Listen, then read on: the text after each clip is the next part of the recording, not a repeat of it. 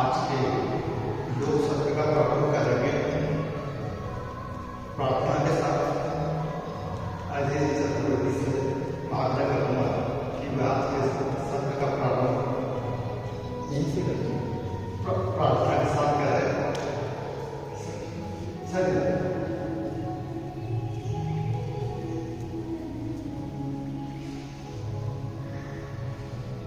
हाथों को प्रणाम मुद्रा में, पैरों के एड़े मिला दें, पंजों को खुला रहने दें, आंखों को बिल्कुल हल्के से बंद कर दें। ध्यान ईश्वर का हम करेंगे आज के सत्र का प्रारंभ प्रार्थना के साथ। ईश्वर का ध्यान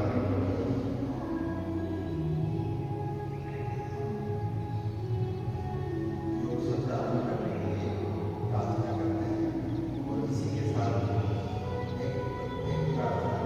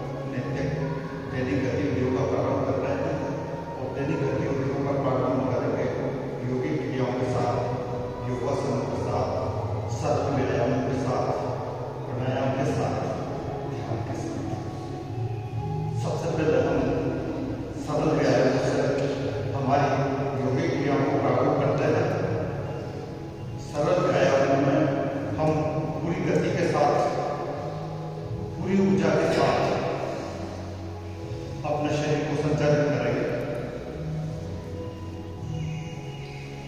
दृष्टि सामने बिल्कुल किसी भी एक बिंदु पर स्थिर कर दे। चेहरे पर हल्की सी मुस्कान। सभी गतिविधियों को, सभी योगासनों को, सभी प्राणायामों को हल्के से मुस्कुराते हुए, हंसते हुए, ध्यान के साथ हम संचालित करेंगे। इन सरल व्यायामों से हमारा शरीर पूर्ण गतिशील हो जाएगा। हमारी पूरी ऊर्जा सक्रिय हो जाएगी। शरीर के सभी अंगों में रक्त संचार तीव्र गति से होने लगेगा। तो जब रक्त संचार तीव्र गति से होने लगता है तो शरीर के सभी रोग स्वतः ही ठीक होने लगते हैं। ये प्रक्रिया हम 10 मिनट तक करेंगे। थकान महसूस होने पर कुछ क्षण का विश्राम करें, पुनः वापस इन सरल व्यायामों को प्रारंभ कर दें। ये प्रक्रिया निरंतर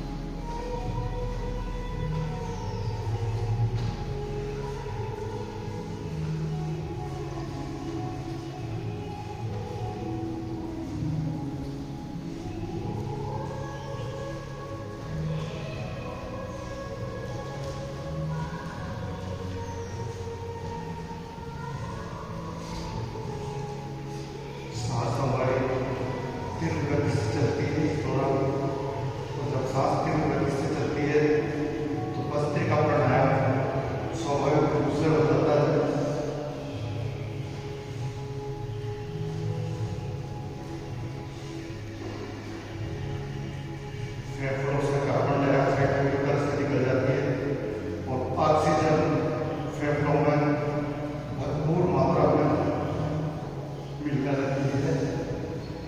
फेफड़ों की क्षमताएं बढ़ने लगती है।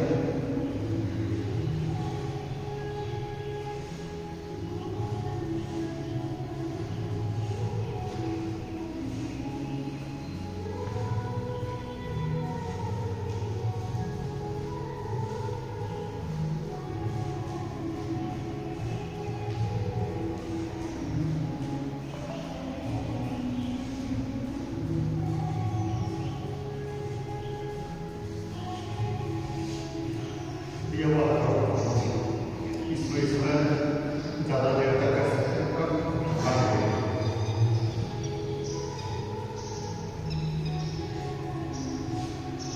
ये वाला इस पर काम धीरे धीरे करते हैं। ये स्पोर्ट जॉगिंग, हाँ स्पोर्ट जॉगिंग है। खिलाड़ी भी खेल का पालन करने से शरीर को सक्रिय करने के लिए इन्हीं व्यायाम का उपयोग करते हैं। थकानी आती है, तुरंत बनाए कर सकते हैं।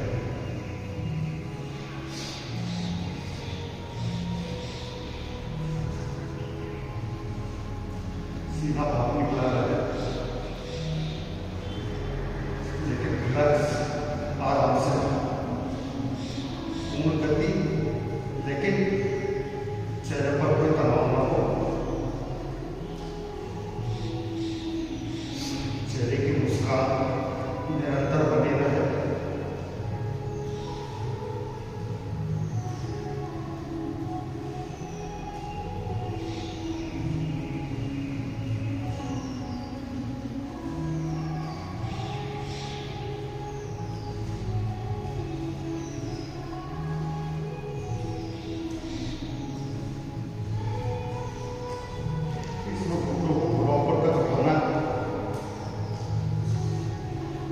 सामने ही रहे।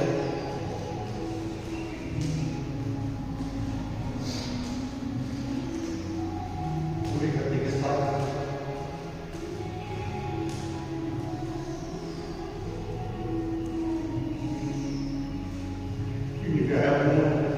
पैरों का मर्कज जितना ऊपर उठा सकता है।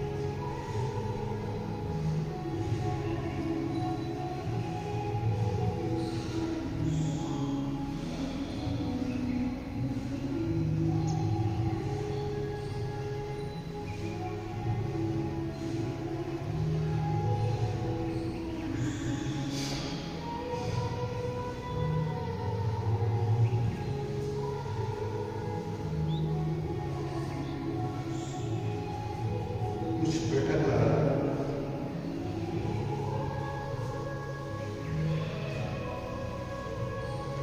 पूरी गति के साथ।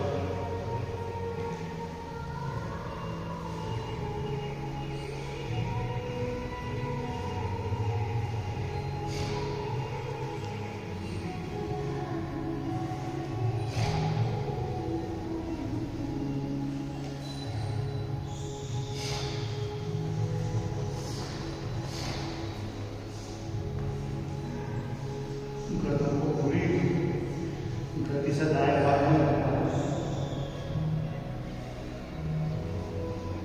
इन व्यायामों में गति को पूर्ण गति से करना है।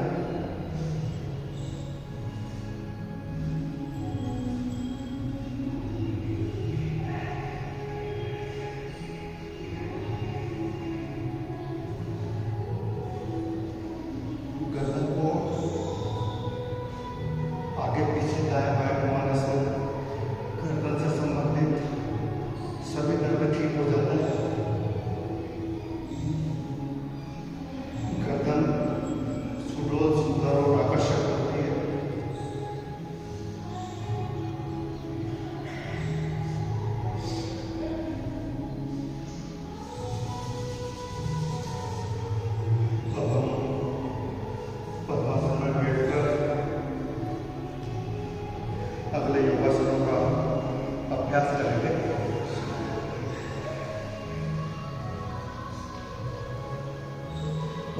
में बैठ जाए। दाहिने पैर की एड़ी को बाहिने पैर की जंघा से सटा लें और बाएं पैर की एड़ी को दाहिने पैर की जंघा के कोने से सटा लें। प्रणाम मुद्रा में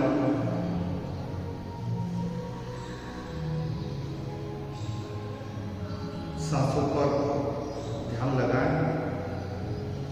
सांस जिस गति से आ रही है आने दें, जिस गति से जा रही है जाने दें, यानी सहजता से सांसों को चलने दें। केवल हमें सांसों को महसूस करना है, हर सांस में शांति को महसूस करना है, हर सांस में आनंद को महसूस करना है। पूरा ध्यान सांसों पर लगाते हुए सांसों को महसूस करें।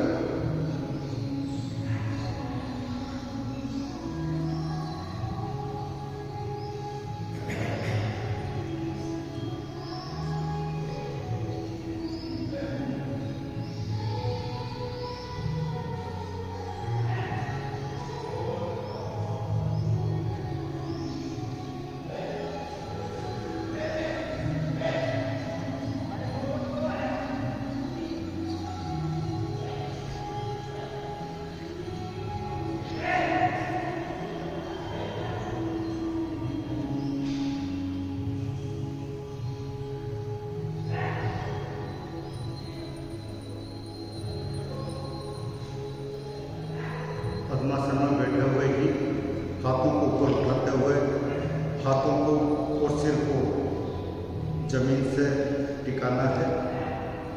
ये होगी हमारी योग मुद्रा। जितना आसानी से झुक सकते हैं उतना ही झुके।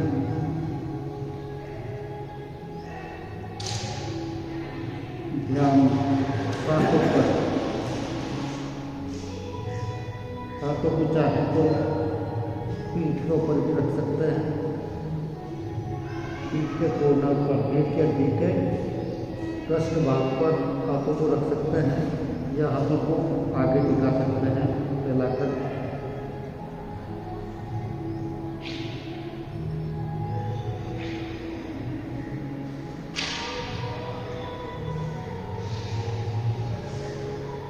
जो नियमित रूप से आ रहे हैं सभी इस योग मुद्रा को, जो कि एक कठिन योग मुद्रा है, कठिन योगासन है, पूर्ण अवस्था तक करने लगे हैं। इससे हमारी रीढ़ की हड्डी लचीली बनेगी, साथ ही संपूर्ण शरीर में रक्त संचार के गति से होने से संपूर्ण शरीर के रोग ठीक होंगे, पूरा शरीर स्वस्थ होगा, मन शांत होगा।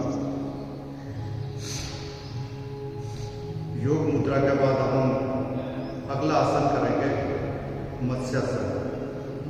पद्मासन में बैठे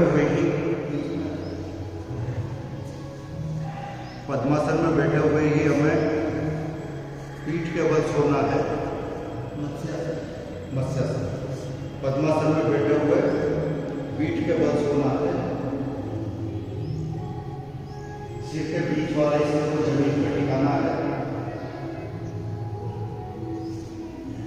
हाथों से पेट का मुंह को पकड़ना है और कोहनियों को जमीन पर टिकाते हुए घुटनों को जमीन पर टिकाना है।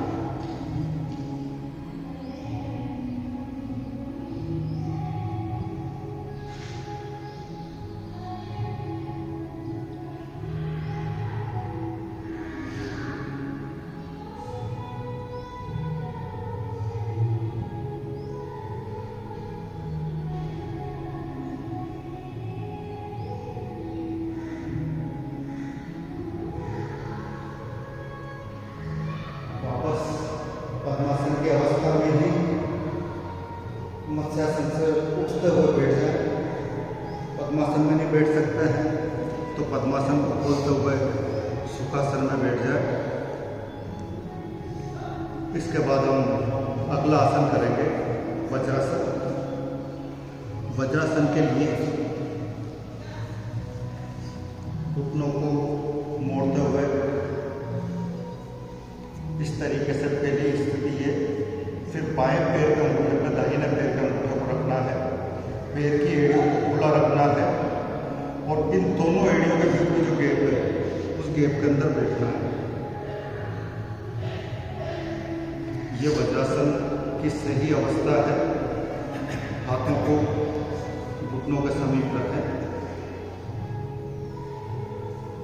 ध्यान सांसों पर लगाएं। कुछ सेकंड से प्रारंभ करके लगभग 1 मिनट तक हम वज्रासन में रहेंगे।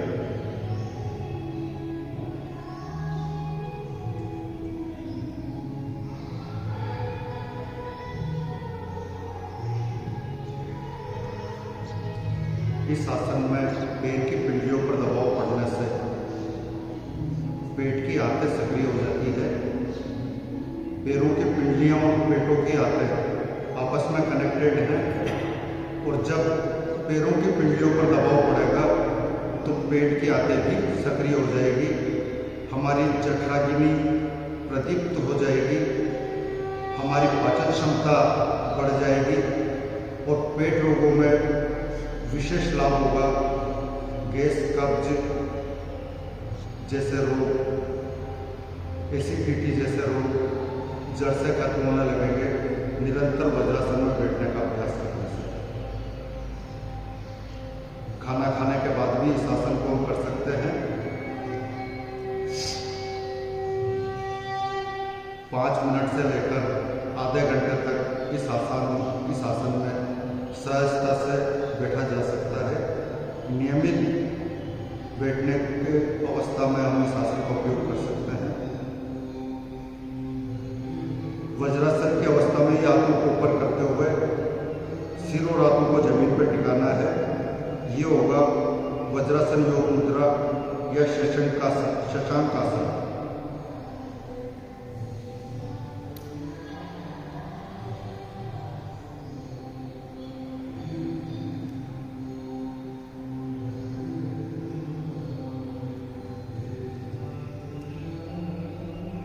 ध्यान सांसों पर। सांस सहज गति से चलती रहे। सांस को अनावश्यक छोटा या लंबा नहीं करना है।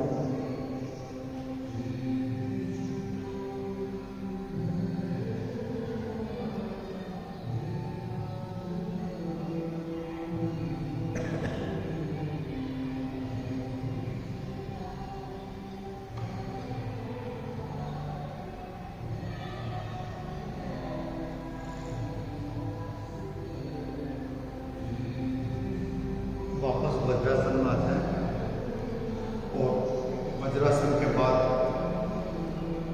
पीठ के बल लेटना। वज्रासन में बैठे बैठे ये होगा सुप्त वज्रासन।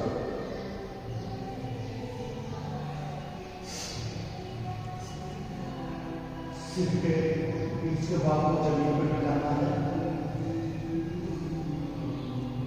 घुटनों को आपस में मिलाना है।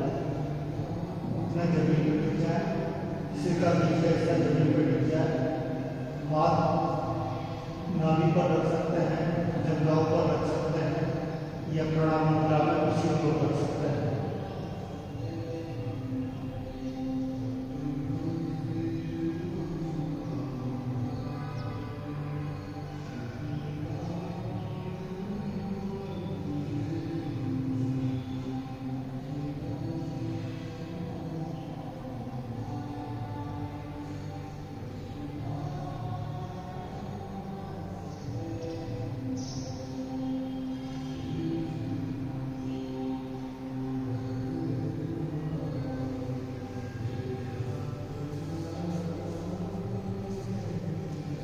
वज्रासन में वापस तो वज्रासन से वापस वज्रासन में आ सकता है। वज्रासन में आ जाए। अन्यथा वज्रासन से होते हुए सुखासन में आ जाए।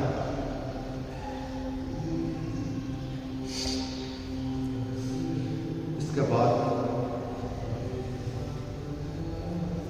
पैरों को आगे की ओर फैला दें।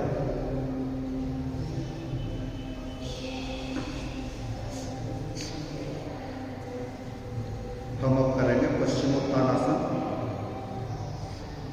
हाथों से पैर के अंगूठों को पकड़ते हुए जितना आगे झुक सकते हैं उतना झुकाना है, घुटने ऊपर नहीं उठने चाहिए। इसकी पूर्ण अवस्था है हाथों से एड़ियों को पकड़ते हुए सिर को घुटनों पर टिकाना है, घुटने ऊपर नहीं उठे और कोनियाँ जमीन पर टिक जाएं। हमारे अजय जी चतुर्वेदी जो इस आसन को पूर्ण अवस्था तक करते हैं, ये कठिन आसन है। इसकी पूर्ण अवस्था तक निरंतर और लंबा अभ्यास के बाद ही पहुंचा जा सकता है। अजय जी इस आसन को पूर्ण अवस्था तक कर रहे हैं, आप देख सकते हैं। इस आसन में इसका नियमित अभ्यास करने से सर्दी जुकाम और नजला रोग जड़ से खत्म हो जाता है। पश्चिमोत्तान आसन को आसनों का प्रधानमंत्री भी कहा जाता है, यानी सबसे महत्वपूर्ण आसनों में पश्चिमोत्तान आसन एक महत्वपूर्ण आसन है। नियमित अभ्यास इसका करना चाहिए। साथ ही शीर्षासन, इसको आसनों का राजा कहा जाता है। कुछ आसनों का नियमित अभ्यास हम करें तो उससे भी हम संपूर्ण शरीर का, संपूर्ण मन और मस्तिष्क का लाभ, स्वास्थ्य लाभ प्राप्त कर सकते हैं। पश्चिमोत्तान की पूर्ण अवस्था तक नहीं पहुंच पाने की स्थिति में प्रारंभ में अंगूठों को पकड़ते हुए, घुटने सीधे रखते हुए जितना झुक सकते हो उतना झुके। फिर एड़ियों को पकड़ते हुए सिर को घुटनों पर लगाएं।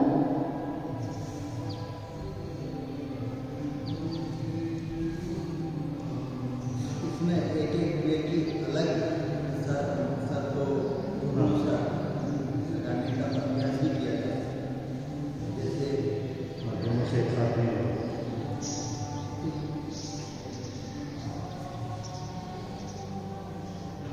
ये थोड़ा ईजी पड़ेगा, इससे धीरे धीरे दोनों का प्रयास।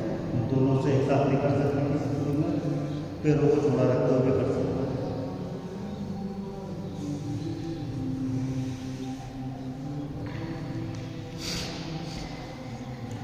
इसके बाद बैठने वाले आसनों में ही हम करते हैं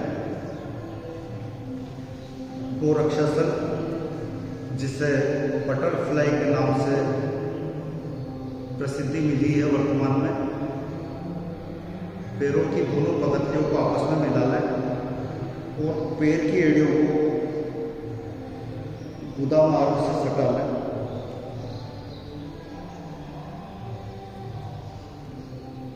यह हमारा मूलाधार चक्र भी होता है। गुदा मार्ग के यहाँ हमारा मूलाधार चक्र स्थित होता है। इस आसन को करने से हमारा मूलाधार चक्र सक्रिय हो जाता है। इसमें आप निरंतर पैरों को ऊपर नीचे कर सकते हैं। पैर के अंगूठों को हाथ से पकड़ लें या पैर के घुटनों को जमीन पर टिकाने का प्रयास करें। जितना नीचे घुटनों को ले जा सकते हैं उतना नीचे घुटनों को ले जाए।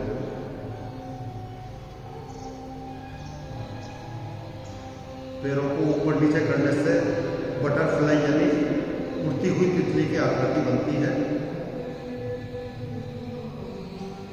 कुछ मिनट इसका नियमित अभ्यास करने से हमारा मूलाधार चक्र सक्रिय होने लगता है।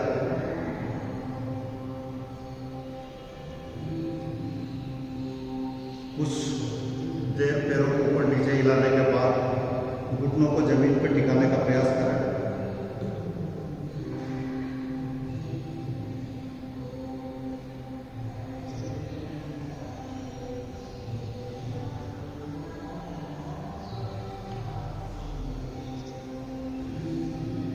इसके बाद बैठने की अवस्था में ही अगला आसन है सिद्धासन। सिद्धासन में बाएं पैर की एड़ी को मूलाधार चक्र पर लगाएंगे और दाहिने पैर की एड़ी को बाएं पैर की एड़ी के ऊपर रखेंगे। यह है सिद्धासन। इस आसन में बैठने से भी हमारा मूलाधार चक्र सक्रिय हो जाता है। प्राणायाम इस आसन में बैठकर किया जाए तो जल्दी ही ध्यान लग जाता है। और इस आसन में बैठकर जो भी काम करें, चाहे अध्ययन करें, चाहे चिंतन मनन करें, चाहे ध्यान करें, चाहे प्राणायाम करें, जल्द ही उनमें हमें सिद्धियां प्राप्त हो जाती है। तो पद्मासन, वज्रासन या सिद्धासन की अवस्था में बैठकर ही प्राणायाम या ध्यान का अभ्यास करें। सुखासन में बैठकर भी हम ध्यान का अभ्यास कर सकते हैं। यह हमारी ध्यान मुद्रा है। ध्यान प्राणायाम के दौरान हम हाथों को ध्यान मुद्रा में रख सकते हैं, यानी तर्जनी उंगली और अंगूठे को आपस में मिला लें, या ब्रह्मांजलि मुद्रा के ऊपर रख सकते हैं। बाएं हाथ के हथेली के ऊपर दाहिना हाथ के हथेली को, या दाहिना हाथ के हथेली के ऊपर बायां हाथ के हथेली को, या हाथों को प्रणाम मुद्रा में रख सकते हैं हृदय के पास। प्राणायाम या ध्यान के दौरान तीन अवस्थाओं में से किसी एक अवस्था में हम अपना आप को रख सकते हैं। सुखासन में भी बैठ सकते हैं। सुखासन का मतलब जिस भी स्थिति में हमें किसी भी प्रकार का तनाव न हो, किसी भी प्रकार का खिंचाव न हो, जिसमें हम आसानी से बैठ सकें, उस अवस्था में बैठना ही सुखासन है। इसमें सिंपल आलती पालती मिलाकर, यानी दोनों को मोड़ते हुए सिंपल बिल्कुल आराम से बैठ जाए सुखासन में। रीढ़ की हड्डी सीधी रहनी चाहिए, लेकिन रीढ़ की हड्डी में कोई तनाव नहीं, बिल्कुल आराम से। रीढ़ की हड्डी सीधी है लेकिन तनाव नहीं, कोई खिंचाव नहीं, कोई तनाव नहीं। सुखासन में बैठकर भी हम प्राणायाम और ध्यान का अभ्यास कर सकते हैं, अध्ययन कर सकते हैं, किसी विषय पर चिंतन मनन कर सकते हैं। बैठने की अवस्था में ही एक आसन हो रहा है जिसका सभी हम अभ्यास रेगुलर कर ही रहे हैं। इसको उकड़ू बैठना, या इसी को मलासन भी कहते हैं। इससे कब्ज रोग, पेट के रोग खत्म हो जाते हैं। कुछ मिनट इस मलासन में भी बैठना चाहिए। पगथियाँ पूरी टिकी रहे, पिंडलियाँ और जंघाएं पूरी चिपकी हुई रहे। जिन लोगों को सर कब्जी की शिकायत होती है या पेट साफ नहीं रहता, वो रात तक या शाम के समय गुनगुना पानी एक या दो गिलास करके और इस मलासन में बैठ करके और सिप करके धीरे धीरे उस पानी को 2 मिनट 5 मिनट तक लगातार इस तरह से पी सकते हैं। तो उससे क्या है कि कब्जी का काफ़ी कुछ हो सकता है। उसमें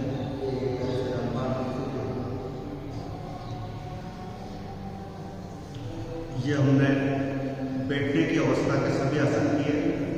अब कुछ आसन हम खड़े रहने की अवस्था में करेंगे।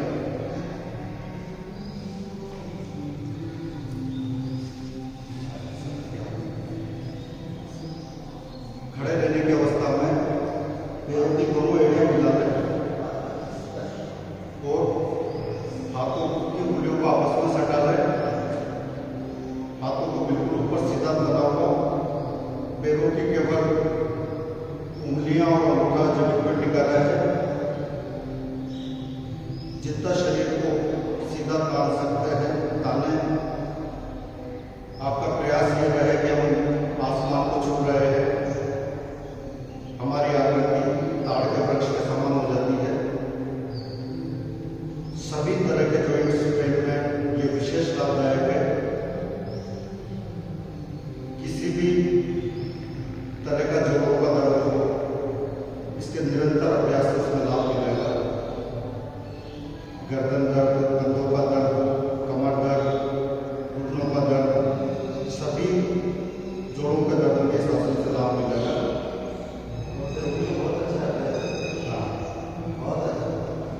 इस आसन में रहने से संपूर्ण शरीर में रक्त संचार होने लगता है। शीर्षासन के बाद ताड़ासन का अभ्यास अवश्य करें और इसको दिन में भी जब भी तंद्रा हो या आलस्य हो, किसी काम में मन नहीं लग रहा हो, तो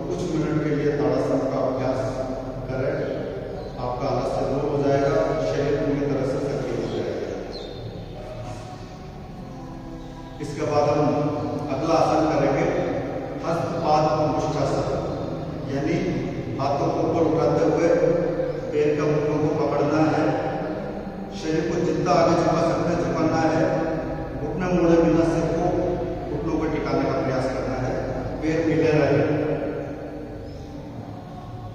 ये भी आगे चतुर्वेदी पूर्ण अवस्था तक करते हैं। ये भी पूर्ण अवस्था तक लंबे समय के अभ्यास के बाद ही संतोष आता है। प्रारंभ में घुटनों को सीधे रखते हुए पैर का घुटनों को पकड़ें, झटके से नहीं करना, जितना झुक सकते हैं उतना झुके। घुटनों के दर्द के लिए रामबाण है।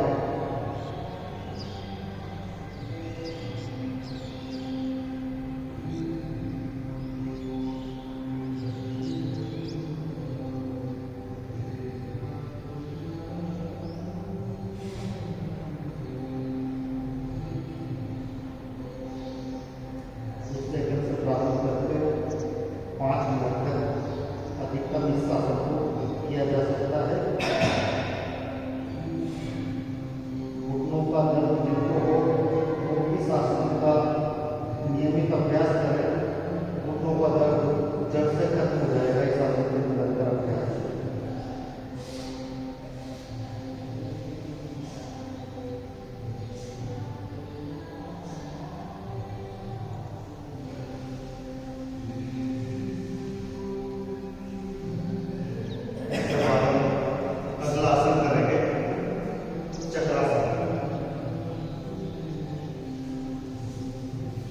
चक्रासन में शवासन में लेट जाए,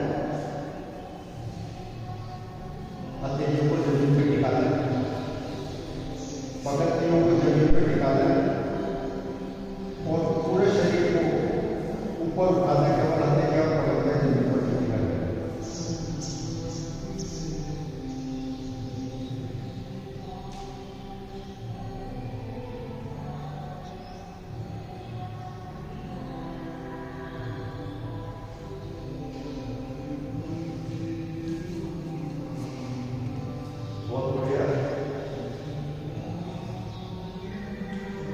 बहुत बढ़िया गुरुदेव जी, निरंतर अभ्यास से आप इस कठिन आसन को भी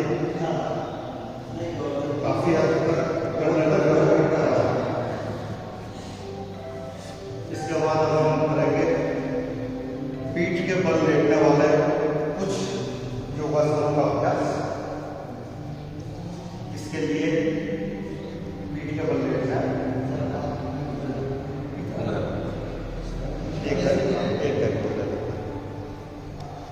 चलेगा, आ जाओ।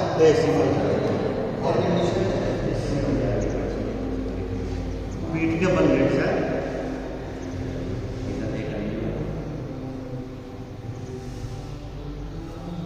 पैरों को थोड़ा खुला रख लें, हाथों को नाभि पर रख लें, शरीर को बिल्कुल शिथिल कर लें। ये शवासन, शव के समान हम अपने शरीर को बिल्कुल शिथिल कर दें।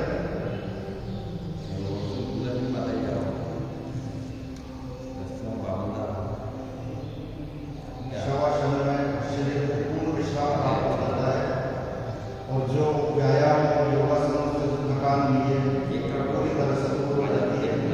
हमारा शरीर अगले योगासनों को करने के लिए तैयार हो जाता है। शवासन में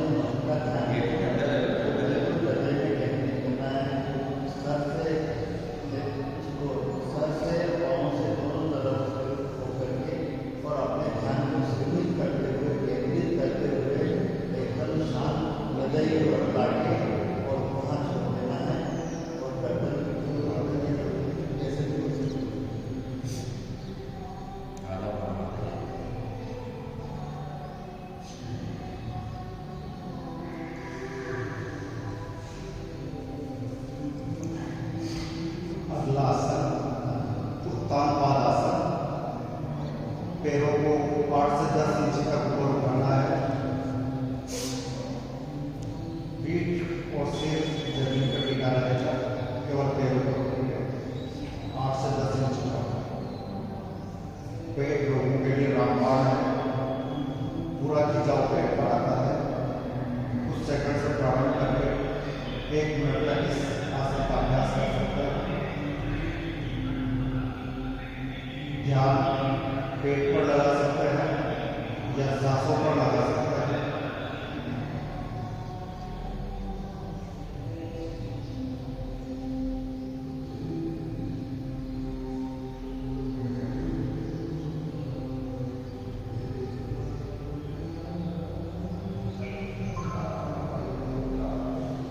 आराम से वापस शवासन में आ जाए।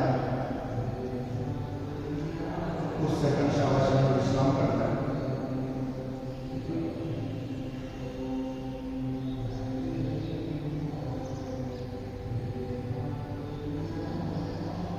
शवासन में ध्यान हृदय पर लगाए।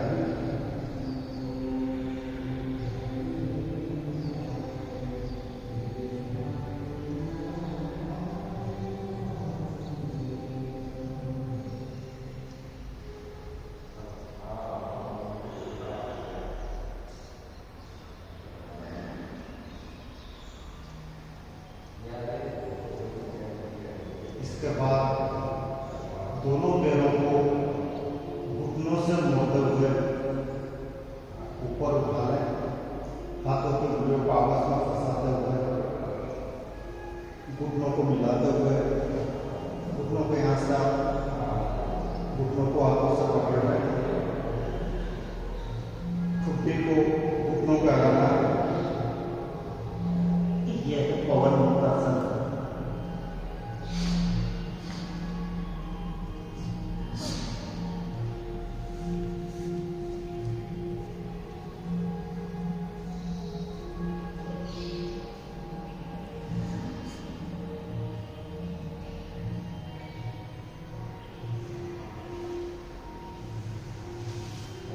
शवासन में आ जाए। कुछ सेकंड शवासन में आराम करने के बाद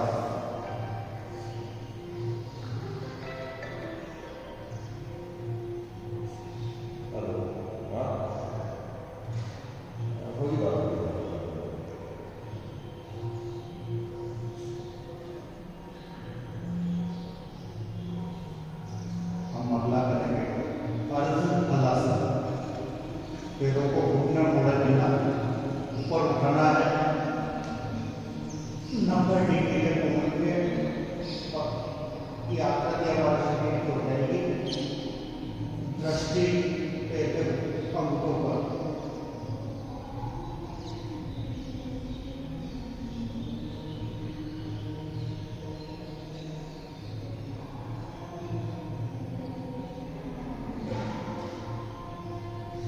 घुटने मोड़े बिना वापस शवासन में आ जाए।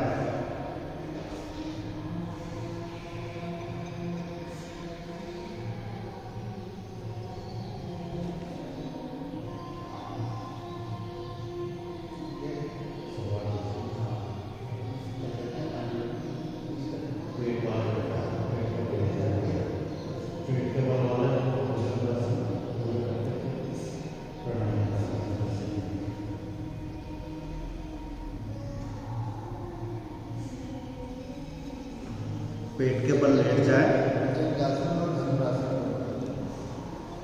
हाँ, पेट के बल लेट जाए। हथेलियों को कंधों और कमर के बीच में टिका लें और धड़ वाले हिस्से को पूरा ऊपर उठाना, जितना ऊपर उठा सकते हैं। गर्दन को पूरा पीछे की तरफ मोड़ दें। कंधे पूरे पीछे की ओर झुका लें। यह है भुजंगासन। कमर दर्द के लिए ये रामबाण है। रीढ़ की हड्डी लचीली हो जाती है। खिंचाव रीढ़ की हड्डी के पृष्ठभाग पर आता है। हम अपना ध्यान रीढ़ की हड्डी के पृष्ठभाग पर भी इस आसन में लगा सकते हैं या सांसों पर भी लगा सकते हैं। सरल आसन है। ज़्यादा देर तक भी इसको कर सकते हैं। सामान्यतया 1 मिनट तक इसका अभ्यास करना चाहिए।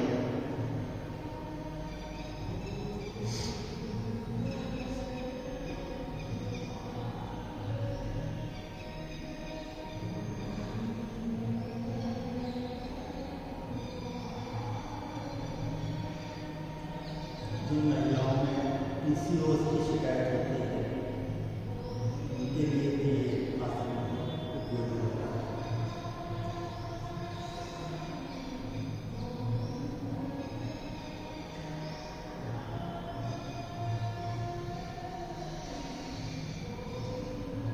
सिर को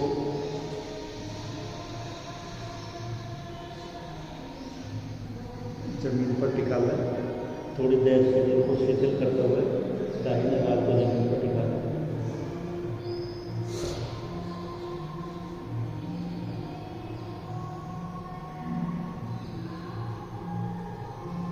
इसके बाद शलभासन करेंगे। हाथों को रीढ़ की हड्डी के पृष्ठभाग पे, पैरों को जितना ऊपर उठा सकते बिना डूबने मुड़े उतना ऊपर उठाएं और आगे के धड़ वाले भाग को भी जितना ऊपर उठा सकते उतना उठाएं। यह है शलभासन।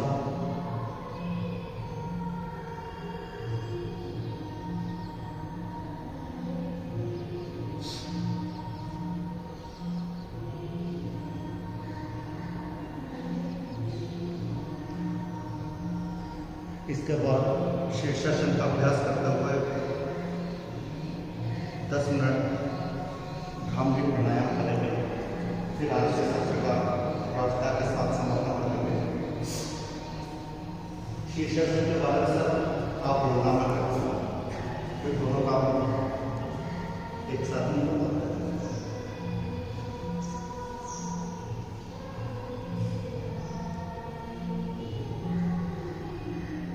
प्रारंभ में अध्ययन को निकाले। हाँ, आसन का रहता है उसको दो प्रकार से किया जा सकता है। एक तो दोनों शरीर को बगल में रखते हुए उनके वजन रखते सर में रख के किया जा सकता है। एक इस प्रकार से किया जा सकता है कि दोनों के ऊपर सर का आंख करके हमारे सर बहुत ही प्रवीण आसन की आवाज है। इसमें शीर्षासन में आप देखिए बहुत शांति से पूर्णता के साथ आप शीर्षासन करें। शीर्षासन आसनों का राजा है। वैसे तो शीर्षासन का अर्थ है कि सर के ऊपर सारा वजन रहने वाला है, लेकिन इसका दूसरा अर्थ ये भी है कि ये सब आसन अपने शीर्ष पर है।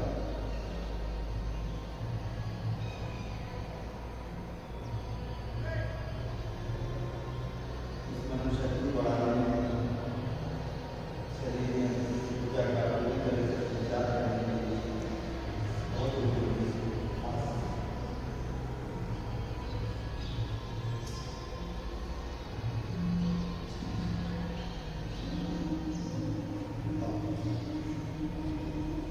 पद्मासन में बैठते हुए भ्रामरी प्राणायाम का अभ्यास करेंगे। 10 मिनट इससे मन शांत हो जाएगा। योगासनों से हमारा शरीर स्वस्थ होता है, व्यायाम से हमारा शरीर स्वस्थ होता है, लेकिन मन की शांति और मन के आनंद के लिए, मन के स्वास्थ्य के लिए, मस्तिष्क के स्वास्थ्य के लिए प्राणायाम और ध्यान का निरंतर अभ्यास आवश्यक है। हम पद्मासन में बैठकर भ्रामरी प्राणायाम करेंगे 10 मिनट तक, कम से कम आधे घंटे तक भी इसका अभ्यास हम कर सकते हैं। प्रातःकाल या सायकाल या जब भी मन अशांत हो भ्रामरी प्राणायाम का अभ्यास किया जा सकता है। मन शांत होगा, विकार खत्म होंगे, क्रोध, भय, आलस्य, घृणा, द्वेष, लोभ, लालच जैसे सभी विकार नष्ट होने लगेंगे। मन निर्मल होगा, मन पवित्र होगा। और योग का अंतिम लक्ष्य भी यही है, मन को विकारों से मुक्त कर पवित्र करना, मन को विकारों से मुक्त कर निर्मल करना। हम जो भी करें उससे जुड़ जाएं, यही योग है। और हम जुड़ते हैं भ्रामरी प्राणायाम के साथ ईश्वर से। गले से भ्रमर की आवाज़ निकालनी है। अंगूठे से कानों को बंद करना है। 3 उंगलियों से आंखों को बंद करना है और तर्जनी उंगली को मस्तक पर रखना है। गले से भ्रमर की आवाज़ निकालनी है। पूरा ध्यान इस भ्रमर की आवाज़ को महसूस करते हुए ईश्वर का ध्यान करने में लगाना है। गहरा भ्रमर की आवाज़ का उच्चारण और फिर गहरी सांस, फिर भ्रमर का गहरा उच्चारण, फिर गहरी सांस, यही क्रम निरंतर चलेगा।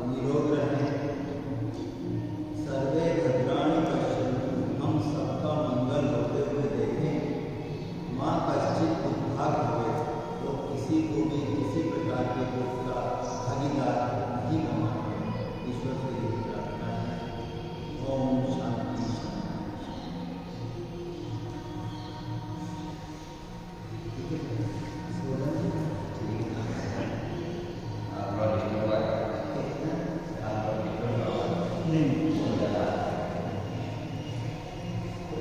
मुझे अपना लगता 1 घंटा हो गया। हाँ भैया, फिर भी काफ़ी लेट आने के बाद